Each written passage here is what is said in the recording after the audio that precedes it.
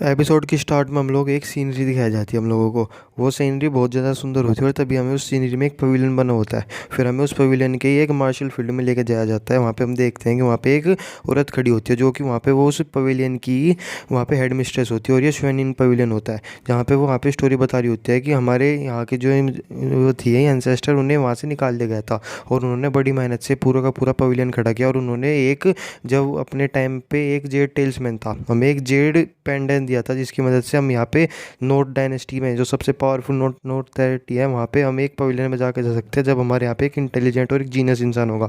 और चूंकि हमारे शून्यन पवेलियन में अभी एक 20 ईयर ओल्ड मार्शल किंग का जन्म हो चुका है तो मैं इसे वहाँ पे लेकर जा रही हूँ नॉर्दर्न टेरिटरी में, जिसके बाद हम यहाँ पे वापस 100 डायनेस्टी की टेरिटरी में राज करेंगे हमेशा के लिए। तभी वो लड़की वहाँ पे चिनचैन को याद करती है कि वो वहाँ पे उसने उस लड़ाई के दौरान एंशिएंट फील्ड में कितना ज़्यादा पावरफुल था, तो वहाँ पे निश्चय कर लेती है कि मैं जब वापस आऊँगी मैं तुझसे भी ज़्यादा पावरफुल होकर आऊँगी।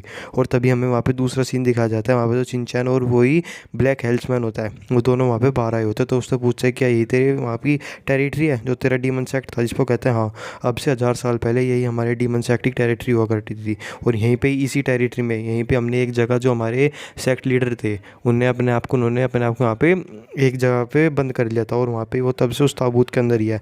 और मुझे लगता है कि अब भी वहीं पे अगर यहाँ पे अगर कुछ चेंज ना हुआ होगा तो भी वो बता रहा है, ये सारी चीज़ उसे बता रहा होता है। तभी चिंचन सोचता है कि मुझे कुछ ना कुछ करके अगर वो जग गया होगा तो मुझे उसे मारना होगा, तो वरना यहाँ पे सारी जगह पूरी की पूरी कंटिनेंट में तबाही हो जाएगी। अगर हमने उसे मार दिया तभी हम लोग यहाँ पे पूरे कंटिनेंट में शांति बनाए रख सकते हैं। तभी वो लोग आगे बढ़ जाते हैं। तभी वो वहाँ पे आगे जाके कहता है कि मास्टर चैन नीचे ही है, यहाँ पे हमारे जो सेक्ट मास्टर है वो यहाँ पे नीचे कवर में दबे हुए हैं।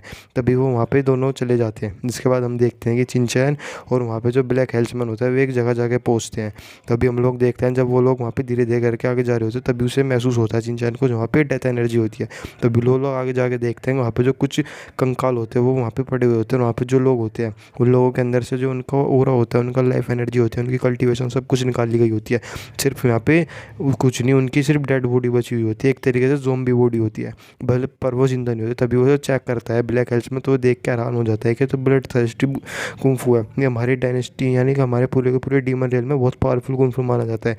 और इस कुंफू की मदद से हमारे डीमन रियल के जो लोग हैं वो किसी की भी एनर्जी, जो ह्यूमन की एनर्जी और जितना पावरफुल उसका कल्टीवेशन होगा उतनी अच्छी उसकी एनर्जी को एब्जॉर्ब करके पावरफुल बनेगा। और हमारे लिए तो बहुत अच्छी बात होती है जिससे हम यहाँ पे ह्यूमन को अपने हमारे लिए सबसे टेस्टी चीज़ होते हैं ह्यूमन, जिसकी बात सुन के चिंचन थोड़ी सी अपनी गुस्से में आता है। तो वो कहते हैं नहीं नहीं, मैं तो कई 1000 साल से वहाँ पे कवर में बनता तो मेरा इसमें कुछ हाथ नहीं है, मैंने तो कभी ह्यूमन खून भी चखा भी नहीं है।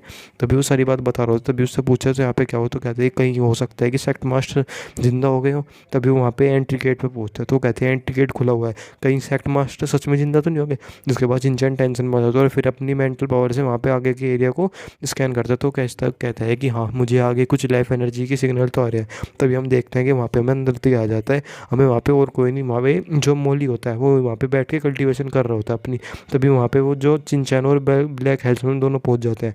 तभी वहाँ जाके वो देखते हैं जो कब्र होती है उस कब्र के सामने ही वहाँ पे बैठा हुआ होता है मोली, और वो वहाँ पे अपनी कल्टीवेशन के क्रिटिकल टाइम पे होता है जिस पर वो देख के हैरान होता है कि तो मोली है चिंचैन। तभी वो उन दोनों को देखता है तो यहाँ पे कहता है कि मास्टर ब्लैक हेल्समैन, जिस पर वो कहता है कि शांति में हो जा। तभी उसे बताता है कि बता तू यहाँ पे सब कुछ कर क्या रहा है। तभी वो वहाँ पे कहता है कि ठीक है ठीक है, और वहाँ पे उसे पूछने लगता है कि यहाँ पे मुझे सारी चीज़ बता, तू यहाँ पे कर क्या रहा था, कैसे है, और बाहर से इतने भी लोग हैं, तू नहीं मारेगा। और उससे गुस्से में सारी चीज़ पूछने लगता है वहाँ पे।